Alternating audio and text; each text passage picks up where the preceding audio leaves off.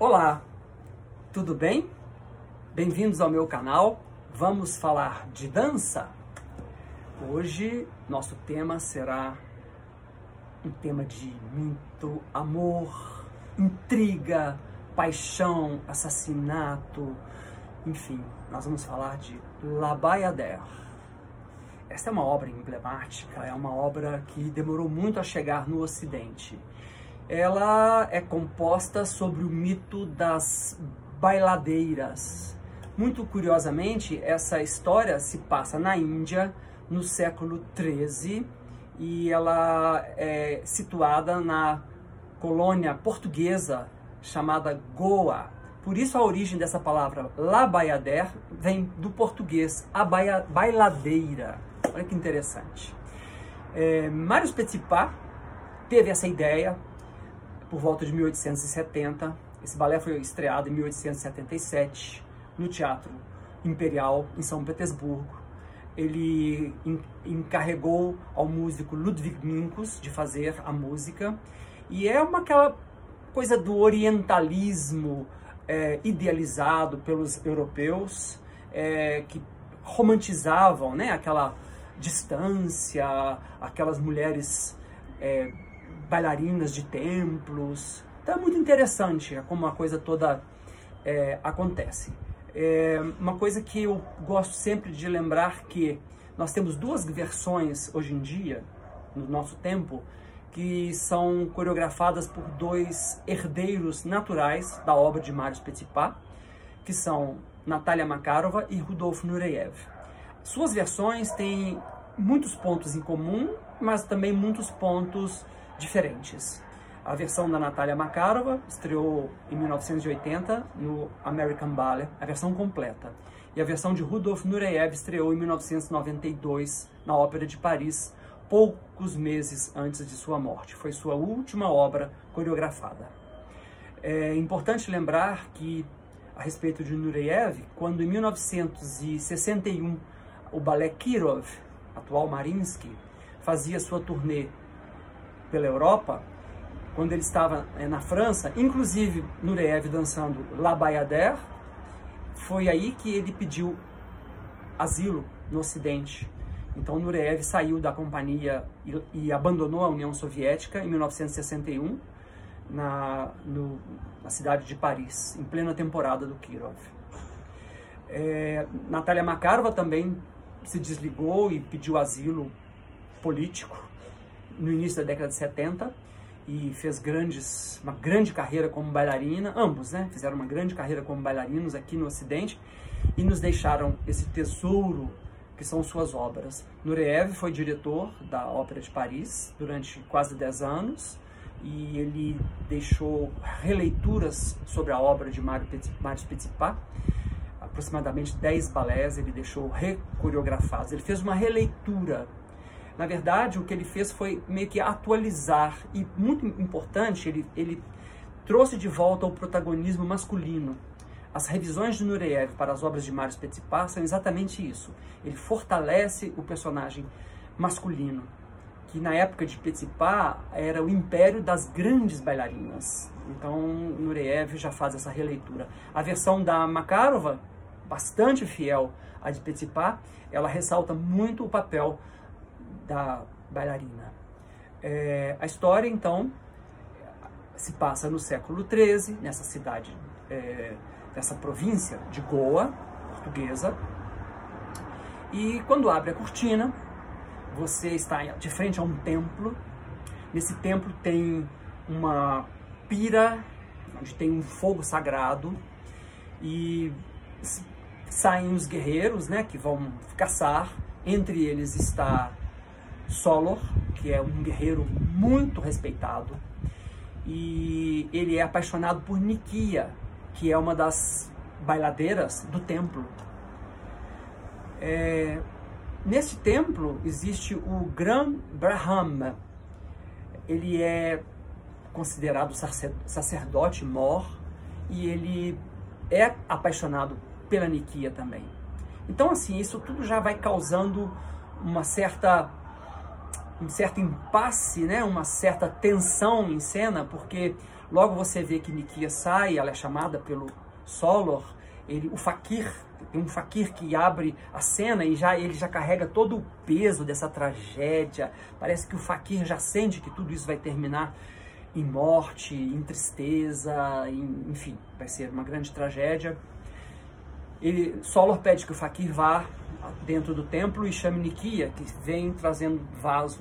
As bailarinas, além de dançarem, elas sempre trazem água para os pobres, em potes. E Nikia sai e ela encontra Solor, seu grande amor, eles dançam. E nessa primeira dança, Solor vai até o fogo sagrado e jura seu amor eterno a Nikia. Pausa. Nesse meio tempo, o Grand Brahman, que é o sacerdote, está na porta do templo e vê que Solor jura seu amor eterno para Nikia e ele promete vingança. Termina essa cena, já abre, ainda no primeiro ato, dentro do palácio do Rajá. O Rajá é a figura mais importante dessa província, né? É uma pessoa de uma casta superior que tem uma filha. Ele tem uma filha chamada Gamzati, uma bela mulher.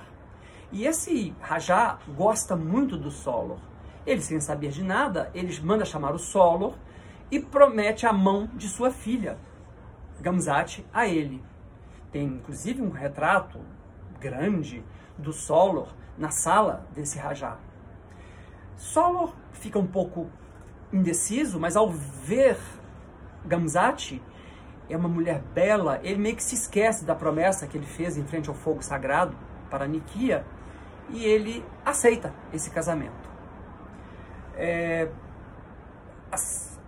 A notícia corre rápido nessa província e chega até o Grand Brahman e ele se apressa em ir ao palácio e contar ao Rajá que o Solor havia prometido a Nikia amor eterno, ou seja, ele se casaria com ela e ele não pode prometer a outra pessoa se casar, porque isso pode ser uma grande desgraça para toda a população desse lugar.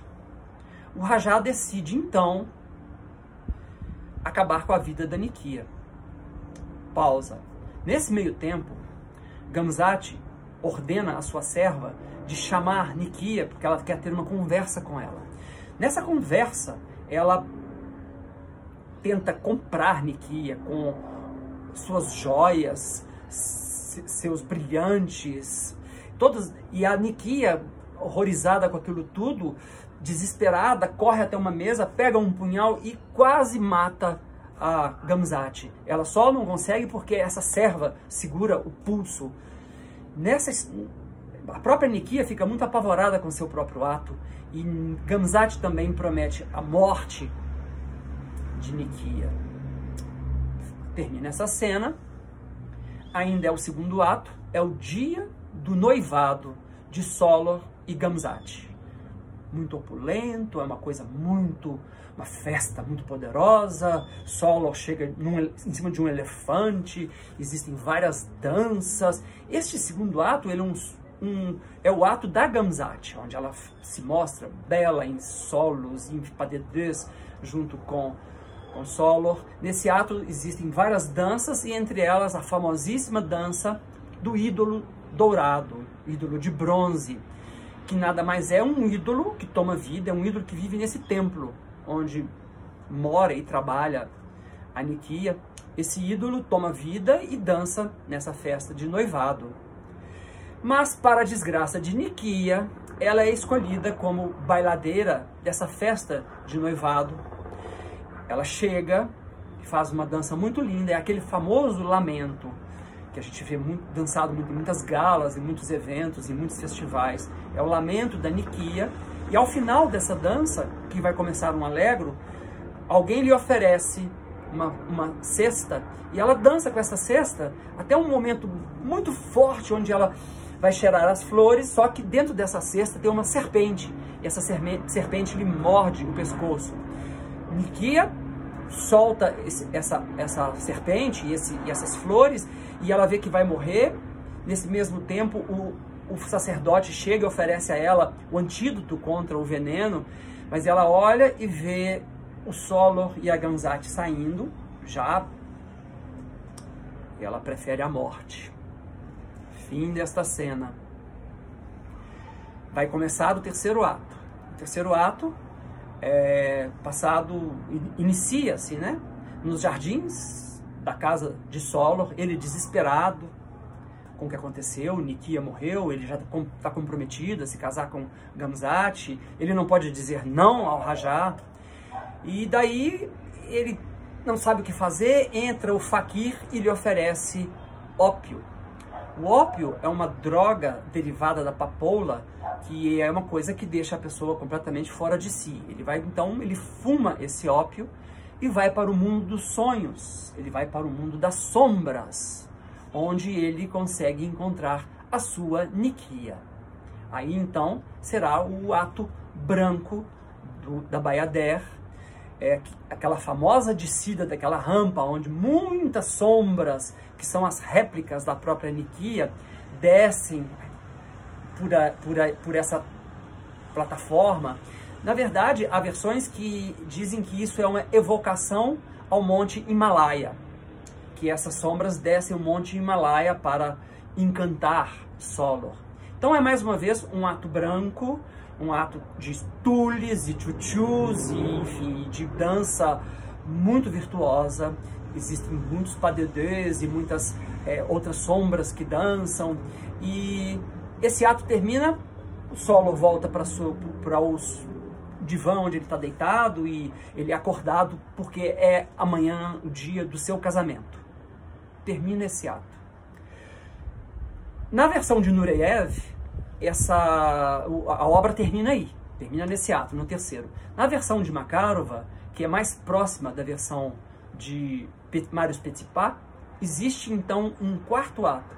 Esse quarto ato seria a cerimônia do casamento, onde você vê Gamzat, Solor, o Rajá, eles todos se preparando, tem uma grande entrada, tem uma coisa muito bonita, que é um padedê do Solor com a Gamzat, e ao mesmo tempo a Nikia está por ali aterrorizando o Solor com sua presença, só ele consegue vê-la, ele sente muita culpa, muita tristeza, mas ele sobe as escadas, e aí o casamento é concluído pelo grande Brahman, que ele abençoa os dois noivos. Nesse exato momento começa uma espécie de um terremoto, o templo desaba, mata todo mundo, é uma grande tragédia. Só que dos escombros, dessas ruínas, desse templo destruído, aparece Nikia e ela resgata Solor, e ela o leva para o mundo das sombras, onde eles poderão viver eternamente o seu amor. Essa é basicamente a história da Bayadère. Essas versões deixadas por Natalia Makarova e Rudolf Nureyev, elas são dançadas pelas grandes companhias de dança. É uma produção muito cara. Como eu disse no começo, as companhias de balé ocidentais não ousavam dançar essa produção. Ela foi muito... assim, algumas companhias dançavam o ato das sombras durante muitos anos. Somente a partir da remontagem da Makarova e a do Nureyev é que o Ocidente pôde conhecer e pôde ter em seus repertórios, as companhias ocidentais, esse grande balé, essa grande obra. É importante dizer que tanto a versão de Makarova e de Nureyev foram reorquestradas por John Lunchbury, grande maestro e arranjador inglês. E a versão de Nureyev é muito opulenta, que é a versão dançada pela Ópera de Paris até hoje. Ela foi estreada em 1992, como eu já disse, poucos meses antes da morte. Nureyev já estava muito doente, ele contou com a ajuda não somente dos remontadores e dos ensaiadores da Ópera de Paris, mas ele trouxe Patricia Ruane, que foi a sua grande Julieta, no English National, muitos anos antes, e ela se encarregou de ajudá-lo a se lembrar dos detalhes dessa grande obra. Ele também trouxe alguns remontadores do próprio Mariinsky, que tinham dançado já as versões antigas, mais remanescentes da obra de Petipa. E o governo e o ministro da Cultura, eles fizeram questão de liberar todo o dinheiro necessário para que a ópera fizesse o seu mais opulento balé, sua produção mais rica. É uma beleza os detalhes dessa produção do Nureyev para a Ópera de Paris. Bom, fica aí a história, fica aí a dica. Existem os 2 vídeos no YouTube, você pode procurar lá, Bayadère, você vê com a Ópera de Paris, dançada por grandes bailarinos, assim como você vê grandes companhias dançando a versão da Natalia Makarova completa. Eu espero que você tenha gostado. Eu peço que, se você gostou, dê o seu like, compartilhe com os amigos. Eu acho que é muito importante a gente falar sobre as histórias dos balés, falar sobre os livros, as músicas, sobre os grandes bailarinos, os grandes artistas, os grandes cenários, os grandes figurinos. Tudo isso é assunto para muitas horas de conversa. Se você gostou, também se inscreva no meu canal, e eu pretendo contar ainda as histórias dos grandes balés e os detalhes desse nosso métier da dança. Um grande beijo a todos e até breve.